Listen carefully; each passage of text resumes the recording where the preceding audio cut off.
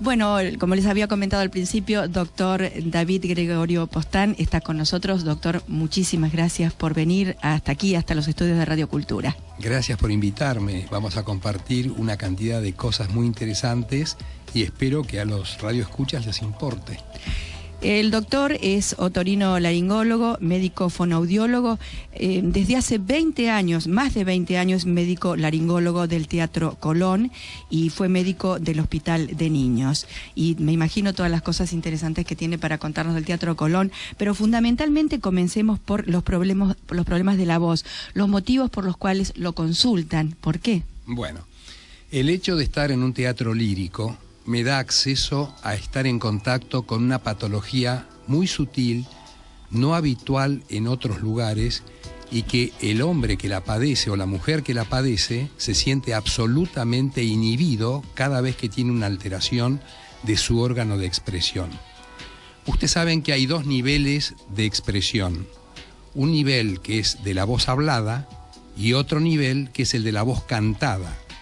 Cuando un ser humano transforma su laringe en un instrumento musical, automáticamente lo pone en condiciones de poder leer música y transferir al oyente lo que el autor quiso decir. En las óperas eso está absolutamente estipulado y está totalmente arreglado. Lo que hace el cantante es respetar. Pero muchas veces la voz le juega en contra cuando aparecen alteraciones, a veces pequeñas, otras importantes, que es necesario que alguien del teatro lo controle, lo vea, lo diagnostique y lo maneje de tal manera que a la brevedad, porque aquí siempre hay términos de contrato, debe reponer para ir a cantar su ópera. Eso hace que se agregue a toda esta historia de patologías habituales que ahora las voy a comentar, el factor emocional, que en los cantantes tiene un rol fundamental. Es por eso que nosotros tratamos primero de aplacar la situación emocional y luego miramos las cuerdas vocales, vemos el examen otorrinolaringológico y en base a eso tratamos de medicarlo en una forma, digamos, acelerada para cumplir los términos. Entonces, como sabemos que la voz hablada es fundamental en la voz que va a ser utilizada para cantar, no es raro que tengamos que recurrir a planes de rehabilitación acelerada de voz hablada para que la voz cantada esté en condiciones de poder ofrecer las necesidades que el director necesita. Doctor, ¿qué tipo de patologías presentan? Por ejemplo, ¿se quedan difónicos, tienen mucha mucosidad? ¿Cómo le podemos explicar a la audiencia las patologías de los cantantes cuando tienen que actuar esa noche en el teatro y bueno, claro, no pueden hacerlo? Bueno, hay infinidad de patologías, pero las más comunes son los carraspeos, las manifestaciones alérgicas, los catarros de la vía aérea superior, a veces de la vía aérea inferior, que ambos, tanto el que cae la secreción mucosa hacia abajo como la que viene de abajo hacia arriba, atacan a las cuerdas vocales y le dan esa patología que hace que, al no estar en condiciones óptimas, la respuesta frente al pedido se altere totalmente y no pueda dar determinado tipo de notas. ¿Y qué hace usted? ¿Le pone una inyección de corticoide? Bueno, ¿qué es lo más urgente? Además de algunos ejercicios, me imagino. Le cuento, en general tratamos de no utilizar la cortisona o los corticoides en forma habitual. Para nosotros es un arma de reserva que utilizamos en las últimas contingencias. Claro. Pero muchas veces las nebulizaciones, los anticatarrales, a veces cuando hay una infección, un antibiótico, son armas junto con los antihistamínicos que nos ayudan muchísimo a salir del paso y a poder utilizar estos elementos después que cumpla con su contrato y pueda salir a flote. Nosotros en el teatro tenemos 3 niveles de actividad. Uno es el nivel de los cantantes estables, otro es el nivel de los coros de mujeres y de hombres, y otro el coro de niños. Pero además tenemos también incumbencia en el Instituto de Arte del Teatro, donde se forman los jóvenes que van a abastecer como cantantes a los coros o a los cantantes estables. Muchas veces nos ha pasado también de que llegan, por ejemplo, del exterior, de otros climas fríos a lugares calientes o viceversa, cantantes contratados por el teatro, y en cuanto ponen el primer pie en Ezeiza, ya vienen con problemas. Me llama el teatro inmediatamente por teléfono y lo vemos a este hombre para ayudarlo, o a las mujeres, que se angustian inmediatamente y comenzamos. Eso es peor todavía, claro, la parte emocional. Claro, porque tienen muchísimo contratos y son contratos hay que cumplirlos. importantes, ¿no es cierto? Hay que cumplirlos. Yo tengo un tío que es cantante, está residiendo ahora en México, y me ha pasado cuando era chica ir a un club donde él tenía un contrato firmado, tenía que cantar y la parte emocional le falló, quedó difónico en la segunda entrada. Sí, y salí yo cantando. Ay, qué lindo, qué lindo. Lo reemplacé en aquella Qué oportunidad. lindo. La primera vez que me pasó una cosa así. Pero también deben ir a su consultorio locutores, no solamente Bueno, yo cantantes, le voy a contar, soy médico de la Asociación Argentina de Locutores, Ajá. de SADAIC, de la Asociación de Actores. Entonces, todo ese grupo humano que vive de la voz, Claro. que no son cantantes, son locutores justamente, viven de la voz hablada. Bueno, también ellos tienen la misma situación, tienen contratos firmados, tienen que ir a hacer su trabajo y cuando no pueden, vienen a que se los ayude rápidamente. Hay, por ejemplo, actores que están en una actividad de todas las noches, o a veces fines de semana con 2 funciones, y hay que resolverlo sí o sí, ya, ahora. ¿Siempre tiene que mirarle las cuerdas o no es necesario? Si vienen con disfonías, es sistemático Siempre. el examen, sí, sí, es Y sistemático. cuéntenos un poquito cómo es el examen, porque yo, cuando usted me miró las cuerdas en su oportunidad, la fibroscopía, tenía un miedo bárbaro. Cuéntelo, por lo menos yo Bueno, sé lo le fácil, cuento. para mí fue facilísimo, Está fue bien. maravilloso. Ningún problema, dolor. Es un problema de hábito. Sí. Existen 2 formas de ver las cuerdas vocales. Uno que se llama con una fibra óptica. Se pone un poco de anestesia en la nariz, se coloca la fibra óptica por la nariz, va por atrás del cabum, desciende hacia la laringe y ahí se ven las cuerdas vocales desde afuera.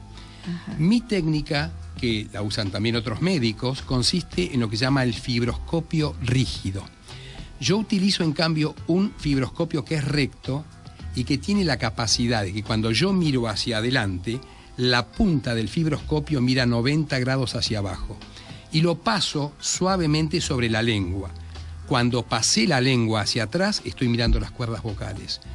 Como tengo 50 años haciendo esto, en cuanto miré 2 segundos, ya sé lo que está ocurriendo, y entonces salgo y le digo qué es lo que tiene. Una laringitis, un nódulo, un pólipo, una monocorditis, una parálisis. Hay una cantidad de patologías que hacen que la expresión sea una voz disfónica o a veces afónica, o sea, sin voz.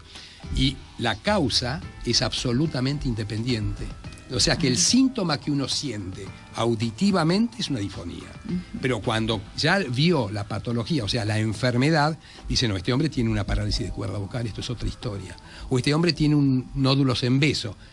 O sea, también se llaman kissing nodule. Las cuerdas vocales, cuando trabajan, se abren en la abducción y se cierran en la aducción. Pero cuando trabajan mucho y mal, nosotros decimos por mal uso y abuso vocal, desarrollan unos nódulos chiquititos que se tocan uno de cada cuerda vocal. Y como esto es cada movimiento respiratorio, se hace así, se llaman kissing nodule porque se besan cada vez que se cierra. Kiss, beso en inglés, kissing nodule. Sí. Doctor, los nódulos son como unos callitos duritos así. Duritos.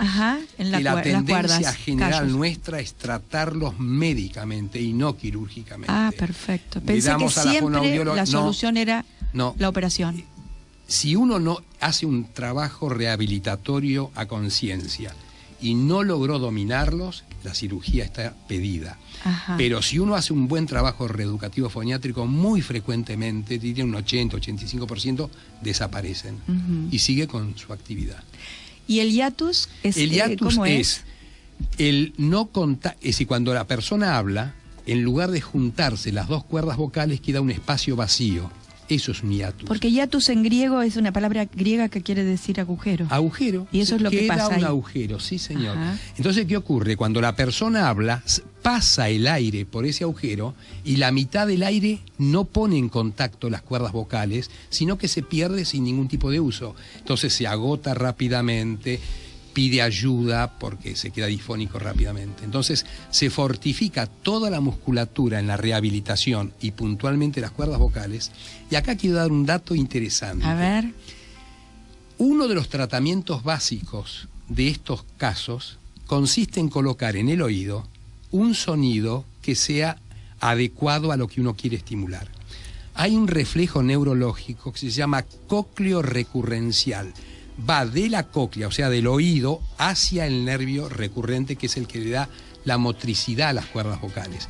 Pero cuando se produce ese estímulo, el tono de las cuerdas vocales se pone más tenso y se junta junto a la otra cuerda vocal. Entonces, parte del tratamiento es estimular el oído. Se llama estimulófono el aparato. Estimulófono, atentos a los que nos están escuchando. Estimulófono. Es un aparato desarrollado acá en el país por un genio de la especialidad, que fue el profesor Julio Bernaldo de Quirós, que lo trajo de Francia recién cuando comenzaron las primeras pruebas. Y acá un laboratorio argentino lo desarrolló y se vendió a todo el mundo. Qué bien. ¿Quiere decir algo, doctor Penner? Sí, que vi que se acomodaba el micrófono. A ver. Le quería, haciendo memoria mis viejas cosas, escuchaba muchas veces y quisiera preguntarle al doctor en su ¿qué es eso del planchado de las cuerdas vocales? Le cuento porque ese tema lo conozco muy bien y le voy a contar. Hace más o menos unos 30 años yo había escuchado el planchado de cuerdas vocales que lo hacía el doctor Leon Elkin. Sí. El doctor Elkin era un maravilloso ser humano que fue un espectacular actor, que secundariamente era médico, porque ese hombre debió haber sido un actor. Recuerdo ir a sus reuniones de su casa y él, cuando contaba un cuento, nunca era un cuento en forma lineal, sino que era un español de Andalucía con un italiano del norte o con un italiano del sur. Y así todo, era una cosa que no parábamos de reírnos, porque era una cosa genial. Él vivía por acá cerca de la radio, en la calle ¿no? Arroyo, en la calle Arroyo. Entonces no. Entonces él hacía el planchado. ¿Y qué hacía el doctor Elkin? Él había ideado un sistema que llegaba hasta la cuerda vocal, también con una visión indirecta de la laringe, y con un gálvano cauterio quemaba el nódulo de un lado y del otro. Y como lo peinaba y lo planchaba, lo llamó planchado de cuerdas vocales. Técnica que se dejó totalmente de usar y hoy día se usa en la microcirugía con láser, y hay tantas cosas nuevas. Eso es el planchado. ¿Sabe por qué se lo pregunté? Y le agradezco mucho. Sabía de ese origen y yo conocía a Elkin. ¿Lo conocí? Sí, claro, por eso. Pero no quise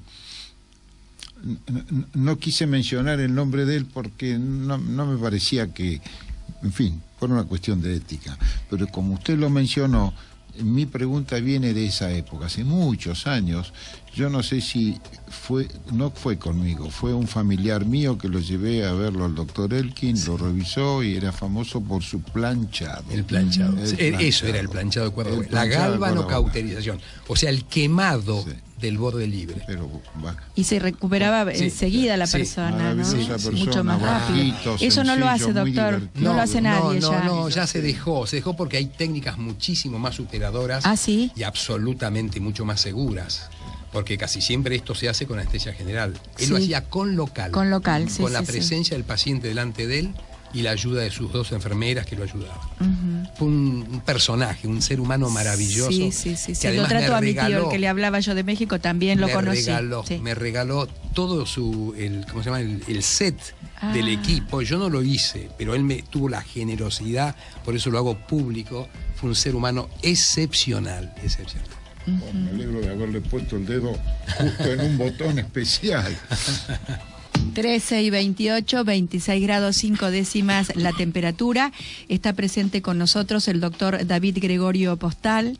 El doctor Postal fue médico del Hospital de Niños y es médico laringólogo del Teatro Colón hace más de 20 años y nos está contando todo sobre el tema de la voz.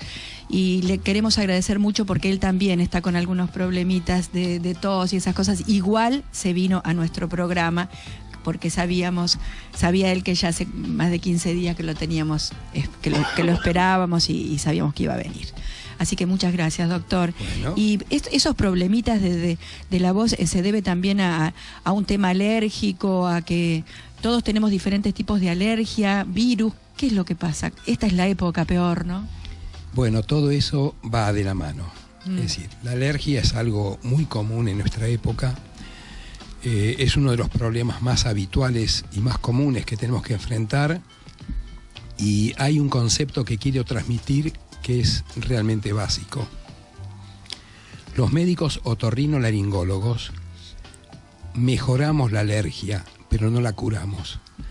Los únicos que curan la alergia son los colegas alergólogos, los cuales, a través de una detección en la piel del antebrazo de los alergenos más comunes, polvo de habitación, ácaros, hongos, ciertas comidas, detectan a qué son alérgicos y con eso preparan una vacuna que es absolutamente curativa y puntual para ese alérgeno.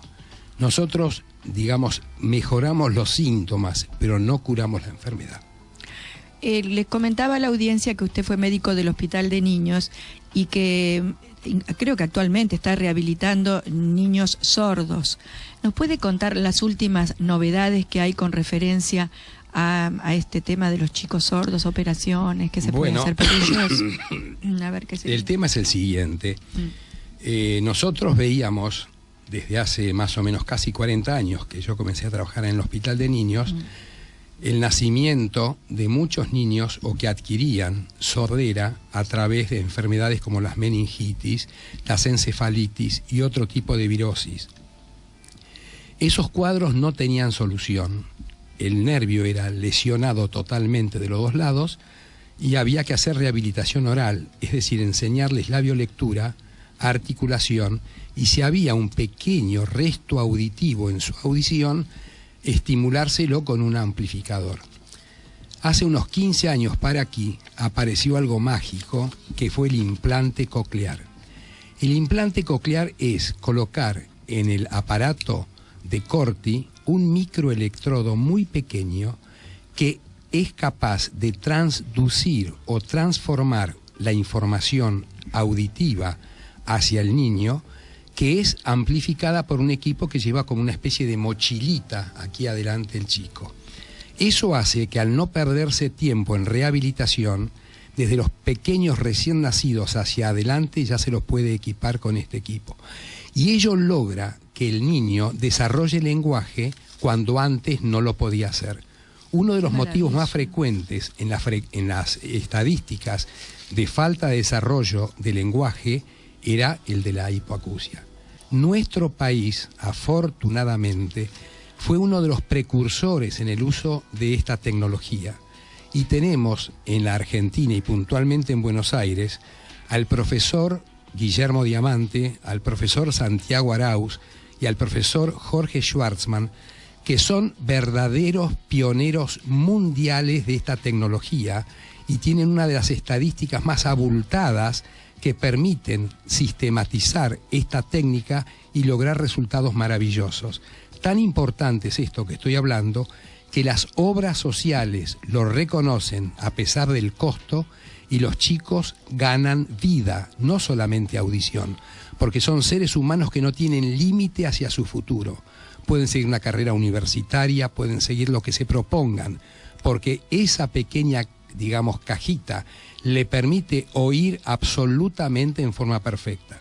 Lo que necesitan una vez colocado el equipo es un entrenamiento adecuado y para ello hay un grupo de fonoaudiólogas y profesoras de sordos que son estupendamente entrenadas y formadas, que logran con sus metodologías de entrenamiento y estimulación resultados de asombro. Usted me decía que su forma de modular, porque me llama mucho la atención, modula como un locutor, es porque al tratar con los chicos sordos es muy importante que la caja de resonancia sea adecuada, ¿no? Le cuento, Beatriz, la historia es así. Cuando yo comencé la especialidad, veía muchas personas hipoacúsicas y yo me di cuenta que para que ellos, hoy no estoy en mi mejor día, ya me van a escuchar otro día hablando sin este problema que tengo, pero me obligó a articular de una manera absolutamente no natural, pero resulta que todos ellos me decían: doctor, ¿por qué la gente no habla como usted? ¿por qué usted me articula de una manera que todo lo que usted me dice yo lo entiendo? Y entonces les decía que sus familiares deberían preocuparse por lograrlo. Y al respecto, quiero llamar la atención sobre este tema. La juventud actual ha efectuado como una especie de reversión en su forma de articular y hablar, de modo tal que uno cuando está en el consultorio y los chicos le hablan sobre lo que tienen, no los entiende. Es decir, le digo, repetime por favor. Claro. Vale también para mis nietas, no se preocupe que eso no es solamente para los demás. Sí. O sea que a Marina y a Irina le digo, háblame como hablo yo. Y entonces ellas tienen dos formas de hablar, con sus amigas y conmigo, o con mi mujer. Sí. Entonces se logran ese tipo de resultados. Pero le reitero, lo mío es una deformación profesional que me hace sentir muy bien. Porque viene mucha gente con audífonos, viene gente que tiene que equiparse audífonos, y eso es una cosa muy importante. Y deberíamos tomar el ejemplo, y los locutores, que también a veces hablamos de una forma en la radio y después... y a veces uno ve en televisión, hay un farfulleo, hay una falta de abrir la boca para articular. Y además, qué lindo, yo porque cuando hablamos así, digo, qué lindo que es hablar bien, qué hermoso que es que alguien, que uno tiene un diálogo con alguien, dice, che, te entiendo todo, estamos hablando perfectamente bien.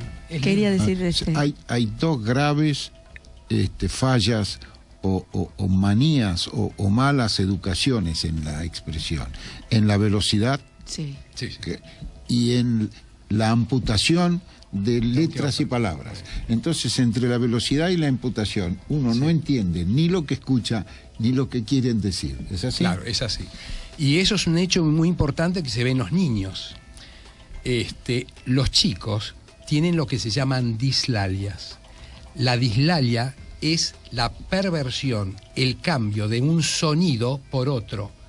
Entonces la P, la R, la S, la pronuncian de una manera totalmente distinta. Entonces en esa edad, especialmente antes de que ingresen al colegio primario, es necesario que los padres lleven a esas criaturas a la fonoaudióloga para que cuando ingresa todos los patterns o modelos de articulación los tenga adentro. ¿Por qué? Si no lo tiene, lleva al papel en el momento que aprende a escribir lo que articula mal. Entonces tiene después problemas de escritura. En cambio, si tiene los modelos bien estructurados auditivamente y articulados por el chico, no tiene problemas si no los lleva al papel. Y ese hablar rápido, porque la vida moderna nos lleva por ahí a hablar rápido, no es lo que nos trae problemas. Respiramos mal y después están los hiatus, los nódulos y todas esas cosas. Eso se llama taquilalia. La taquilalia es la gente que habla aceleradamente. Entonces hay reeducación foniátrica para ellos también. O sea que se los lleva lentamente de la velocidad a la menor velocidad hasta que entienden cómo tienen que hablar correctamente. Si ustedes le quieren hacer alguna pregunta al doctor David Postán, que está aquí presente en nuestros estudios, médico otorrinolaringólogo, médico laringólogo del Teatro Colón, hace más de 20 años que trabaja con los cantantes del Teatro Colón. Yo quiero hacer un pequeño reconocimiento. Este problema que refiere el doctor Postán, perfectamente bien analizado. No es patrimonio exclusivo de nuestro querido idioma castizo o castellano. Es muy frecuente en muchas partes del mundo y nunca me voy a olvidar la primera vez que puse pie en Estados Unidos, en el sur de Estados Unidos. En el sur hablan de una manera y expresan de una manera, y los del este y los del oeste y los del norte. Es decir, que todos los idiomas tienen sus deformaciones y degeneraciones. Claro, claro. Y eso ocurre también con otros idiomas, también dentro del español. Yo recuerdo que cuando comencé a hacer la especialidad de fonoaudiología con el profesor Bernaldo de Quirós, venía gente de América Latina. Y un día nos encontramos con un amigo, Roberto Oramas Herrera, que vivía en Caracas y se había quedado 2 años a estudiar el problema acá en Buenos Aires, con el cual intimamos y después nos hicimos muy amigos. Y entonces me decía él a mí, decime una cosa, Pepe, ¿por qué cuando vos hablás cantás? Y digo, no, hermano, el que canta sos vos, y el que le faltan palabras sos vos. Para vos todo es vaina. Dame esa vaina, te presto esta vaina, acercame la vaina, voy a comer esta vaina. te das cuenta que vos limitás el idioma, dice. Tenés razón. Vos usás cada palabra para cada hecho que querés significar en tu vida. Claro. Y yo utilizo la palabra vaina. Entonces, no solamente que cantaban, sino que aparte limitaban la potencialidad del idioma utilizando palabras que son prácticamente como muletillas y se acostumbraron de una manera increíble. Sí. Entonces un día charlando le dije, mira, vos no sos médico, vos no podés darte el gusto de hablar de vaina. Cada vez que pensás que vas a decir la palabra vaina, tratá de utilizar qué es lo que querés decir. ¿Me querés alcanzar ese vaso? Es vaso. ¿Me querés alcanzar estos auriculares? Estos auriculares. Pero usalo. Y le vino maravilloso. Porque cuando se fue, resulta que era como otro hombre. Es decir, expresaba todo lo que quería decir. Abandonó la vaina. Tenía un vocabulario mucho más rico. Mucho más rico. Sí. Qué linda anécdota. Me imagino que debe tener anécdotas muy interesantes después de haber trabajado y seguir trabajando tanto tiempo en un teatro tan maravilloso como el Colón, ¿no? Le voy a contar cosas que han ocurrido, pero que me da hasta vergüenza decirlo, pero bueno, es un hecho así. Es el agradecimiento que tienen los cantantes cuando uno los ayuda. Y les voy a contar una cosa que tiene mucho valor, mucha importancia. En la vida, uno hay un momento en que tiene que tomar un camino. Cuando el cantante, 15, 18, 21 años, 22 años, toma el camino del canto, todo depende en función del canto y no hay otra cosa. Entonces, si no tiene que fumar, no fuma. Si tiene que tener un peso adecuado, lo tiene. Si tiene que dormir como corresponde, lo debe dormir. Es decir, todo eso sí, pero eso tiene un precio. Que todo lo que sea la cotidianeidad de esa persona comienza a alterarse el día, por ejemplo, que se casa. O el día que tiene chicos. En la cual le aparecen problemas para el cual no está ni armado ni preparado. Porque él fijó su funcionalidad y su vida en ese tema porque vive de eso. Es decir, en la medida que él canta en óperas, que lo contratan en Santiago de Chile o en San Pablo, o lo llevan, por ejemplo, de repente a otras salas de otros lugares del mundo, él tiene que responder. Entonces, esa desadecuación entre la vida cotidiana y el canto da como resultante muchas veces impotencia funcional de la voz. Y entonces uno ya los conoce, se sienta con él en el consultorio con una posición así plácida, tranquila, y vamos a ver, mi amor, ¿qué es lo que te pasa? A ver, contame qué es lo que está ocurriendo contigo. Dice, yo no sé. Y entonces uno de repente, sin proponérselo, se transforma en un psicoterapeuta. Totalmente. Que no es una cosa profunda que va a cambiar con modelos o con cosas, pero les hace ver lo que está ocurriendo. Cuando se dan cuenta, es tal el agradecimiento, porque ellos no lo ven, yo lo veo. Y de ese tipo de cosas, desde cosas importantes hasta cosas banales. Y eso me da la satisfacción de hacer una cosa. Por eso siento que hago y vivo haciendo lo que me gusta. Doctor, y además se me ocurre, mientras estaba contando esto, preguntarle, una persona que está gorda y hace dieta, ¿eso le puede también Cambia la voz. cambiar? ¿Sí? Sí. Hay muchas cantantes que... Porque veo que son gordos, son cantantes gordas, muy sí, importantes, no que quieren tienen bajar de voces peso. ¿No? preciosas, Sí. y que de repente sus médicos le aconsejan que no baje demasiado de peso, que vaya bajando de a poco, y en cuanto nota que ya no llega a ciertas notas de la escala, automáticamente que vuelva para atrás, porque les trae ese tipo de inconveniente. Casos excepcionales fue la de esta mujer, la griega, ¿cómo se llamaba? La Calas, María Calas, que era una gorda. Sí. Pero ella, cuando bajó de peso, no cambió absolutamente su régimen vocal. Quedó. Una cosa increíble. En cambio, Pavarotti sí. Pavarotti sí. Pavarotti tuvo serios problemas. Claro. Por eso no pudo bajar más de peso. No. Y también se me ocurre el tema de la mujer cuando está en climaterio o menopausia, o sea, el cambio hormonal. Claro, yo no soy endocrinólogo, pero cuando veo por la edad y la historia clínica que coincide una situación de alteración de la voz con un cambio hormonal, pido ayuda inmediata. Si tiene un servicio prepago, una obra social, sí. ¿Quién es un endocrinólogo? Le señalo a una persona, si es que lo conozco, véalo en ese aspecto e inmediatamente toma medidas. Claro. Porque tiene relación, la endocrinología tiene muchísimo. Tan así es que tenemos lo que se llama la muda vocal. ¿Saben ustedes lo que es la muda? Cuando se cambia... Cuando cambia la voz el chico, de ser pequeño a adolescente. Claro, el cambio. En el chico se produce mucho más evidente que en la niña. Y entonces esa muda es toda una historia en nuestra especialidad, porque hay gente que no quiere cambiar de voz porque significa más responsabilidad, más asumir hechos de la vida cotidiana que los llevan a tomar necesidades que son absolutamente normales. Entonces se quedan con su voz de niño.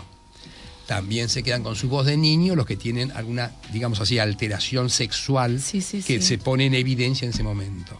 Eso es una cosa muy interesante.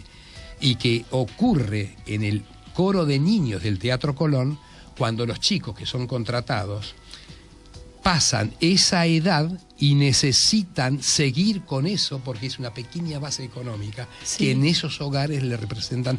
Eso genera mucha ansiedad.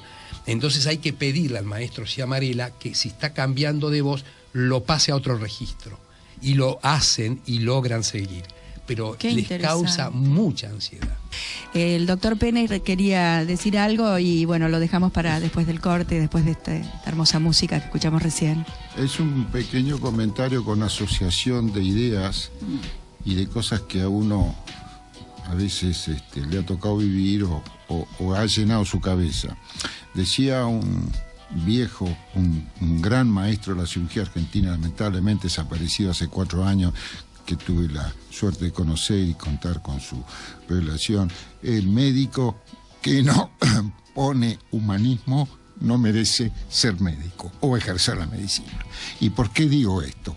El doctor está atacando un tema que es la voz, y que es la voz en todas sus expresiones, con déficit y reeducación. Y esa voz, en el fondo, y hemos tocado algún nombre, está íntimamente relacionado con algo que es la lírica. Él desarrolla, actúa y mejora la lírica, o los que practican la lírica. Y la lírica es una expresión humanística muy antigua, muy profunda y de mucha trascendencia. Yo he tenido y quiero comentar esto, hace pocos días, más bien el viernes, tuve la suerte, la gloria de ver y escuchar una obra lírica como fue Aída, pero la sorpresa más grande de haber escuchado esas voces, donde seguramente el doctor puede valorar o mejorar o actuar o corregir en sus... hecha toda por cantantes argentinos. Fue un orgullo saber esas voces, esas sopranos, saber que esto nace acá. Yo creí que podían venir del extranjero. ¿Y por qué? Porque es una acción que se ha desarrollado acá. Y seguramente el doctor en alguna oportunidad habrá tenido la suerte de mejorarlos, corregirlos y actuarlos. Eso es humanismo médico. Y lo felicito y me alegro de haberlo escuchado. Doctor, vamos a las preguntas porque lamentablemente nos queda tan poco tiempo, es una pena, ojalá que pueda volver otra vez. Bueno. Marta de San Telmo dice, su madre es una mujer de 60 años, es cantante, tiene una hernia gastroesofágica. La pregunta es, si al regurgitar aire afecta o no afecta a las cuerdas vocales y si las afecta, ¿qué problemas puede tener? Bueno, el tema es el siguiente, todo lo que sea, digamos así, escape de aire esofágico hacia arriba no es lo mejor para las cuerdas vocales, a pesar de que va por otra vía, es decir, no va por la vía laringea. Pero si es una cantante y puede desarrollar su actividad lírica sin problemas, que lo haga, que lo haga. Cristina de Caballito canta en un coro de ópera, tiene continua carraspera y antes no le sucedía. ¿A qué se puede deber y qué medidas hay que tomar? Bueno, eso tiene muchas explicaciones. Una de las más sencillas es saber si está cantando en el coro en su registro adecuado. Eso es fundamental. Muchas veces hay gente que tiene carraspeo porque está cantando en un régimen no adecuado y entonces tiene una respuesta, que es eso que les decía hoy, el mal uso o abuso vocal en un régimen no adecuado. Creo que esa es una posibilidad. Y otra posibilidad es hacer un examen otorrinolaringológico y ver si no cae secreciones del cábum, si no tiene un problema catarral, si no tiene un problema alérgico, si no tiene algo que justifique, digamos así, en forma objetiva sobre las cuerdas vocales, algo que le dé el motivo para tenerlo. Irene de Vicente López, si puede orientarla sobre un problema de catarro de nacimiento. Tiene 11 meses el bebé y le quieren hacer un estudio por contraste. Quiere saber si se puede hacer el estudio con seguridad y si está bien orientada. Le diagnosticaron deglución atípica. Bueno, si es un bebé chico no hay ningún problema en hacérselo. Y la deglución atípica es un tema, eso lo dejo para otra oportunidad, porque creo que es un temazo. Bueno. La gente que no traga bien. Claro. Bueno, este chico en particular puede ser que tenga una deglución atípica, que consiste en que la lengua, en lugar de colocarse detrás del velo del paladar en el momento de deglutir, hace como una impulsión hacia afuera y entonces va deformando toda la arcada dental que los transforma en chicos que son como, ¿cómo se llama? Capicúa, es decir, esos chicos que son así con dientes muy salidos, con las paletas que llaman ellos, y que necesitan dos cosas fundamentales cuando sea más grande. Por un lado, lograr que respire por la nariz, porque estos chicos con deglución atípica muy frecuentemente son respiradores bucales. Otro tema para hablar, los chicos que respiran con la boca y que duermen con la boca abierta. Es fundamental corregir esas dos cosas porque todo trabajo de odontólogo que haga todo lo que sea trabajo arquitectónico en los maxilares superior e inferior y que ese trabajo no se acompañe con una actividad de la fonoaudióloga que lleve la respiración anasal y la deglución la transforma en normal, todo su trabajo se va a ver menospreciado, porque siempre la lengua va a lograr el resultado contrario a lo que él hace, que es llevar las arcadas dentales hacia atrás. Entonces ese es un tema como para que lo charlemos otro día, pero se puede hacer ese estudio que le proponen los colegas. Mirta de Devoto trabaja con la voz y después de 15 minutos de estar exponiendo, siente que le causa dolor el cuello entero y tiene que hacer un gran esfuerzo para seguir hablando. ¿Qué se puede hacer? Mucho. En primer lugar, mirarle las cuerdas vocales, a ver si no tiene una disfonía hipotónica, nódulos o lo que sea. Y en segundo lugar, una vez resuelto el problema, si es físico, ponerse en manos de una fonoaudióloga, la cual le va a hacer una serie de cosas que se las voy a nombrar. Le va a enseñar a respirar. Usted sabe que normalmente la mujer respira costal superior y el hombre respira costal inferior. Entonces hay que llevar a la mujer a la respiración del hombre, que es la costal inferior. Hay que relajar las tensiones musculares del cuello y de la parte superior del tórax. Hay que enseñarle a articular correctamente y hay que enseñarle a administrar el aire con que habla, de modo tal que sus frases tengan justo la duración de la emisión del aire expiratorio. Todo eso se aprende. O sea que usted tiene el 100% de la potencialidad de mejorar su cuadro. Inés de Recoleta tiene 65 años y todo el mundo le dice que tiene la misma voz de los 35 años, si es normal y si le pasa a otras personas también. Maravilloso. Mi beso, mis felicitaciones y por muchos años más. ¿Cómo se llama? Se llama Inés, es de Recoleta, es una divina, oyente que siempre nos llama. Que Inés. siempre tenga la misma voz, es realmente un don. Es cuando Dios le toca el hombro a alguien y le dice, vos sí, y después sigue, vos no, vos no, vos no, vos no, pero vos sí. Claro, el doctor Penner dice que seguramente nunca fumó, ¿no? Nunca fumó. Claro. Miriam de Caballito, que le explicara algo sobre la enfermedad de... no le entiendo, dice Menier. De Menier. Menier. Y si hay alguna solución para esta enfermedad, la enfermedad de Menier. Bueno, eso es un tema largo, no lo puedo desarrollar ahora porque ya faltan pocos minutos, sí. Pero me comprometo con Beatriz a venir un día a hablar sobre estos temas que son apasionantes, muy actualizados y especialmente del vértigo paroxístico benigno que está de moda en todo el mundo, que es el cambio de las posiciones de unos pequeños cristalitos que tenemos en el oído interno y la gente está mareada, inestable, insegura y cuando camina por la calle o se va hacia la pared o se va hacia la calle. Eso merece un comentario especial. Bueno, doctor, nos quedan dos, ojalá que los podamos contestar. Mara de San Telmo tiene un ganglio inflamado del lado derecho del cuello. Sí. Si esto influye en las cuerdas vocales, si conoce el método Rabin, ¿qué opina? Conozco el método Rabin de rehabilitación y es excelente y el cuello no influye, el ganglio no influye sobre la voz, no tiene nada que ver. Aníbal de Florencio Varela estudiaba canto lírico, al principio cantaba bien, después comenzó a cargar mucho los graves y como dejó de estudiar, siguió cantando de esa forma. La pregunta es que perdió algunos agudos y si se pueden recuperar de alguna forma. Totalmente. Quiero que sepan que la rehabilitación del canto en manos de profesores realmente con calidad logran resultados asombrosos, y el de este muchacho es absolutamente factible que lo logre. Lo que necesita es alguien que lo guíe y a través de las notas del piano va sabiendo hasta dónde va llegando hasta que logra ese resultado. Bueno, doctor, lamentablemente se nos terminó el tiempo. Nuevamente agradecerle, saludar a su hermosa familia, Erika, una maravillosa fonoaudióloga.